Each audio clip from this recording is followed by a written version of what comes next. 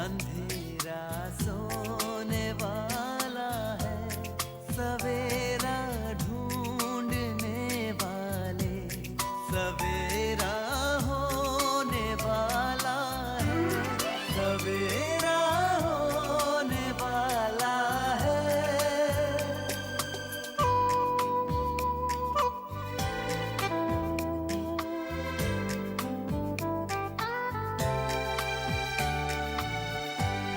खुशी छलकाएंगी किरणें, खुशी बरसाएंगी किरणें, तेरे गम की सियाही को उजाला धोने वाला है, सवेरा होने वाला है, सवेरा।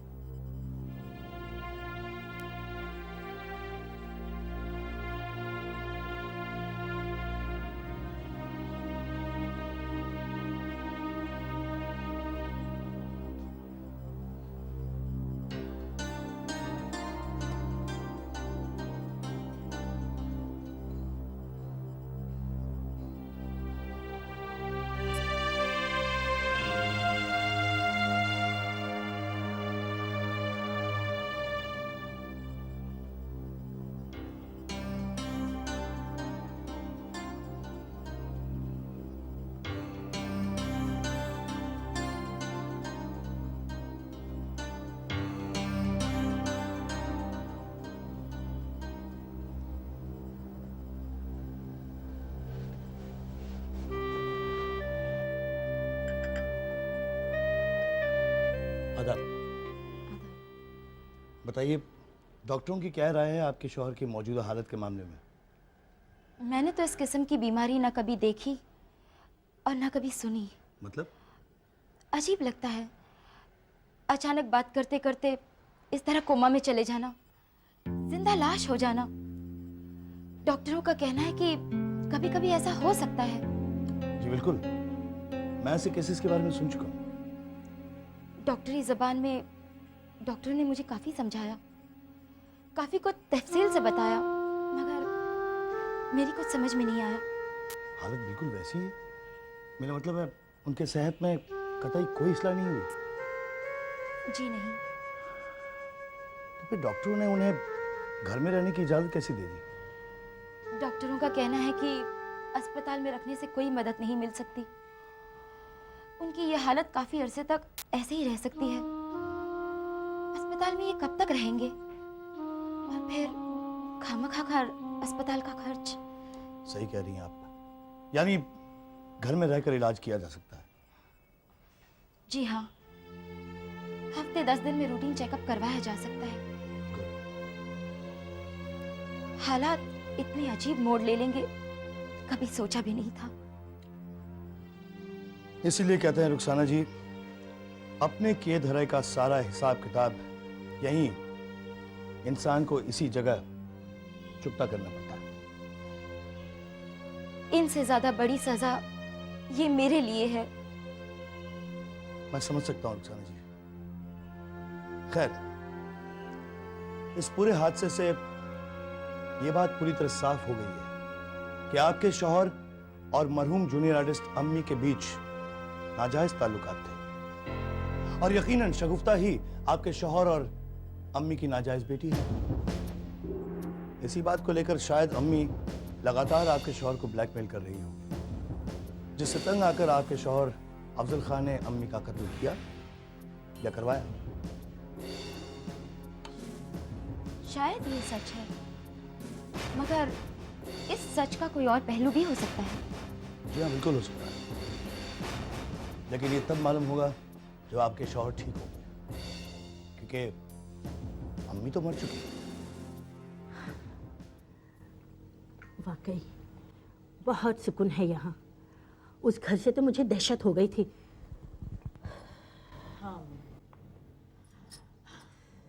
अम्मी, हमें यहाँ शिफ्ट होकर इतना वक्त गुजर गया, इस दौरान इमरान ने मेरी खबर लेने की कोशिश जरूर की होगी ना। अब तक तो उसे मालूम हो चुका होगा कि तुम उस घर को छोड़ चुकी हो, लेकिन कमबख्त खामोश नहीं बैठने वाला है। मुझ तक पहुंचने के लिए तड़प रहा होगा, मगर उसे हमारा पता बताने वाला कोई नहीं। अल्लाह न करे उसे यहाँ का पता मालूम हो। मुकदमे की पेशी मुलतवी ना होती, फैसला हो जाता और उसे सजा हो जाती, तो जिंदगी भर के लिए उसके दहशत से निजात मिल जाती। आप टेंशन ना ले अम्मी, इमरान को सजा जरूर होगी, हामिद को यकीन है। और जब तक मुकदमे का फैसला नहीं होता, इमरान हम तक नहीं पहुंच सकता, लिहाजा हमें उससे कोई खतरा नहीं। एक बात की तो तसल्ली हो गई है, हामिद ने हमें ये घर रहने के लिए दे दिया, ज़रूरत की तमाम चीज़ें मुहैया कर दी। इससे ये बात तो साबित होती है कि हामिद अब पूरी तरह से तुम्हारी गिरफ्त में है। हाँ अम्मी, मगर एक झूठ की बुनियाद पर, और वो भी ऐसा झूठ जो ज्यादा दिनों तक बरकरार नहीं रहेगा। और जिस दिन हमारा ये झूठ पकड़ा गया ना, हामिद हमसे ये सारी चीजें ले लेंगे और खुद भी मुझसे हमेशा हमेशा के लिए दूर चले जाएंगे। बेटा, अगर तुम्हारी तकदीर में हामिद का साथ है तो ऐसा कुछ नहीं होगा, होगा वही जो तकदीर में बदा है। हो सकता है हामिद अपनी बीवी से हमेशा के लिए दूर हो जाए और तुम उसकी बीवी की जगह ले लो। काश अम्मी, काश कि मेरी तकदीर इतनी बुलंद थी। जब से हम यहाँ आए हैं हामिद से तुम्हारी मुलाकात नहीं हुई है ना? नहीं अम्मी, और अब तो फोन पर भी गुफ्तगू नहीं होती। ये ठीक नहीं है शगुफ्ता। उसकी जिंदगी में तुम्हारी मौजूदगी का एहसास दिलाते रहना तुम्हारे लिए बेहद जरूरी है, समझ रही है तुम?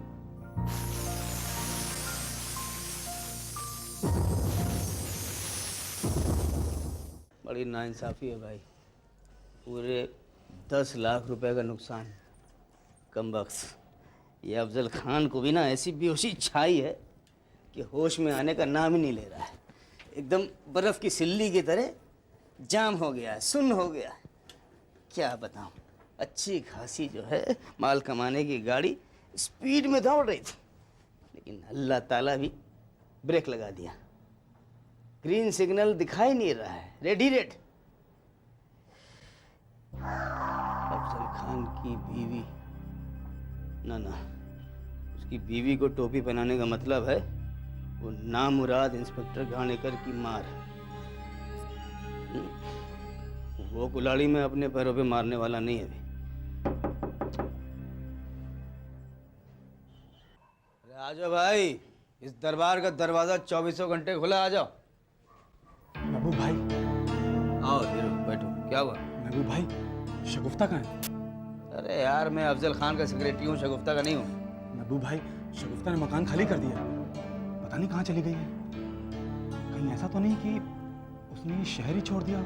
मुमकिन है मुल्क छोड़ दिया हो। तुम्हें क्यों फिक्र हो रही है भाई? कुछ पैसे वैसे उधार लिए थे क्या? मजाक का वक्त नहीं है महबूब भाई, मामला संजीदा है। आपको पता कहाँ गई होगी वो? कोई आता पता? मुझे क्या लग रहा है, तुम्हारी पिक्चर जो है ना एकदम पिट गई है, हीरोइन कच्चा दे के चली गई। अरे यार, मुझे कुछ नहीं पता है, तुम्हारे मुझ से पहली बार सुन रहा हूँ कि मुझे भी आज ही पता चला। काफी दिनों से उसके यहाँ फोन कर रहा था, कोई फोन उठा ही नहीं रहा था। आज उसके घर गया तो देखा नए किराएदार बैठे हुए। अच्छा, स्टोरी में नया मोड़, नया ट्विस्ट, वेरी गुड। लेकिन एक बात सुन लो कि जब तक मुकदमे का फैसला नहीं हो जाता वो शहर छोड़ के नहीं जा सकती।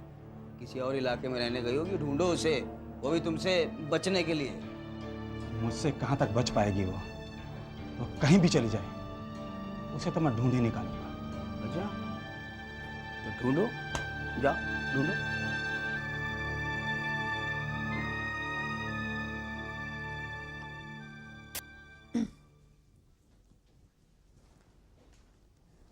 लीजिए चाय। अरे तुमने क्यों तकलीफ की? मैंने तो सुभद्रा को कहा था चाय बनाने को। मामूली से काम में तकलीफ की कोई बात नहीं। बैठो।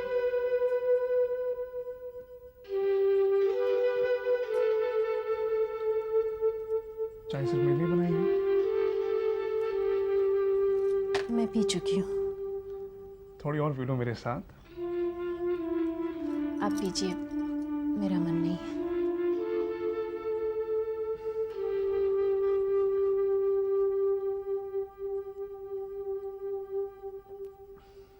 बहुत अच्छी बनी है।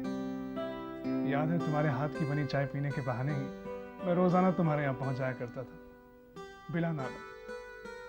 याद है।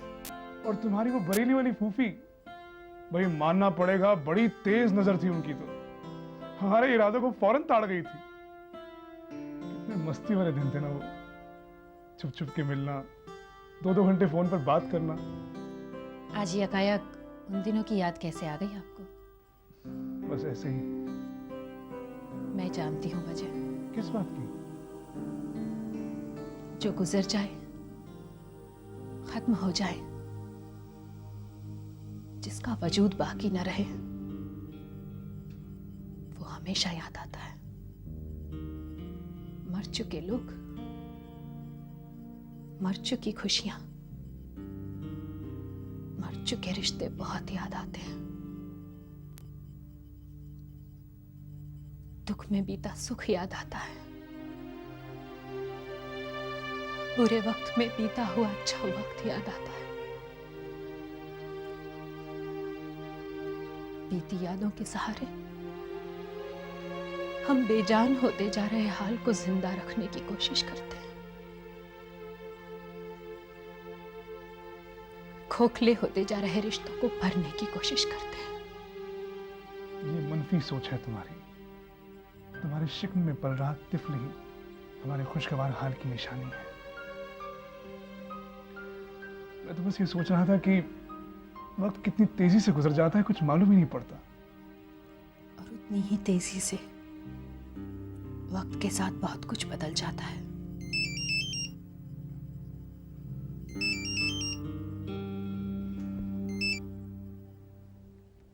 हेलो। इस फ्लैट में शिफ्ट करवाकर तो आपने ना सिर्फ हमें इस शहर से बल्कि खुद से भी दूर कर दिया है। आपने तो बिल्कुल भुला दिया है हमें। नहीं, ऐसा नहीं है।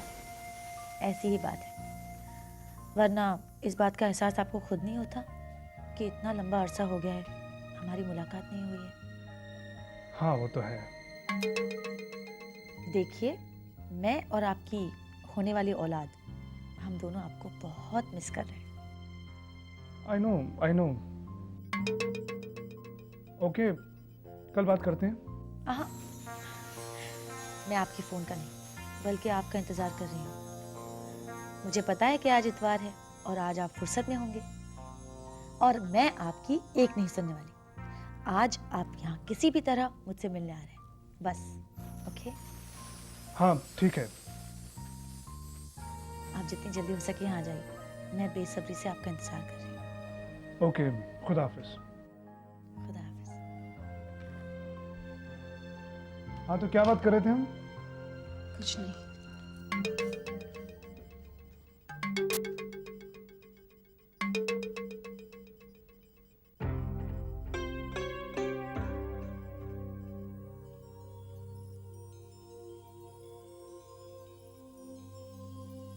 वक्त गुजरता जा रहा है।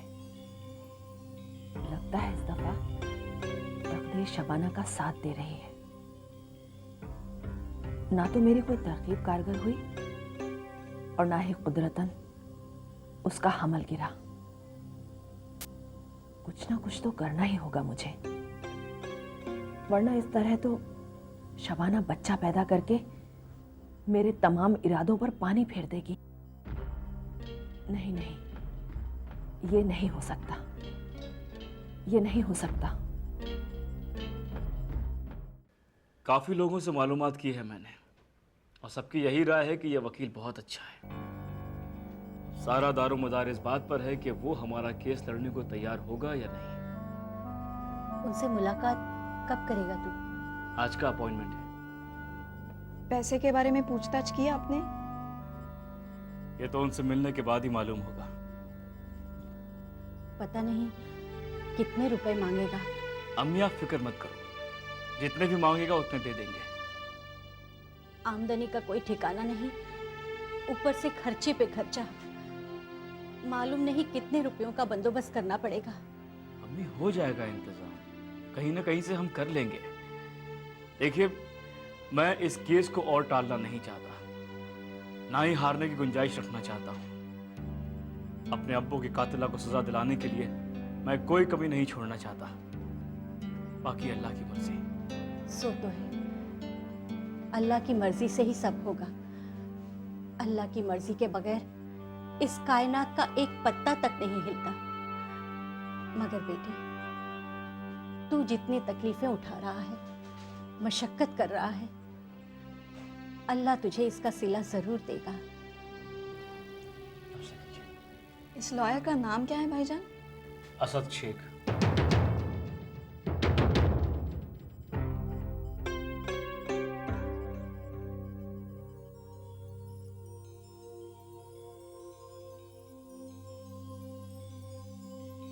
इससे अच्छा मौका नहीं मिलेगा।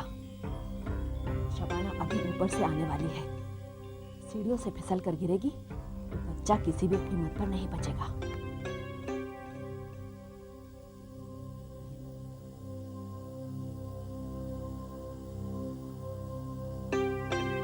भद्रा, ये मैम साहब, जा मेरे लिए चाय बना। पोछा लगा लूं फिर बनाती हूँ। मुझे इसी वक्त चाय चाहिए। बनाती हूँ मैम साहब, जरा 10 मिनट सब्र कीजिए। ये हाथ का काम पूरा कर लूं। मैं जब भी तुझे कोई काम कहती हूँ, तू टालने की कोशिश क्यों करती है?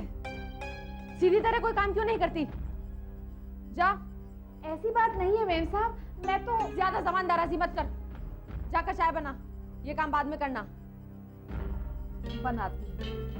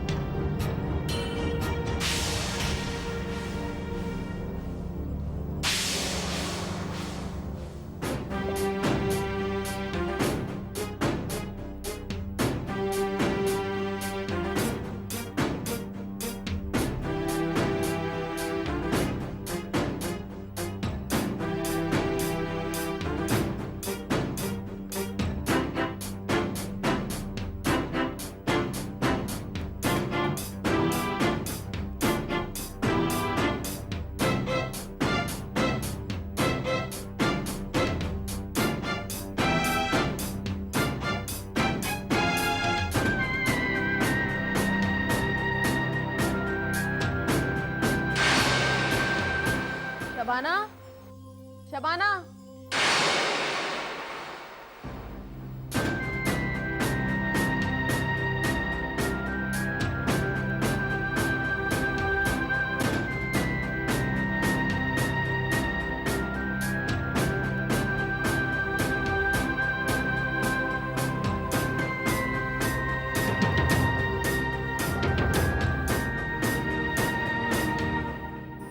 समेटा रात ने दामन, अंधेरा सो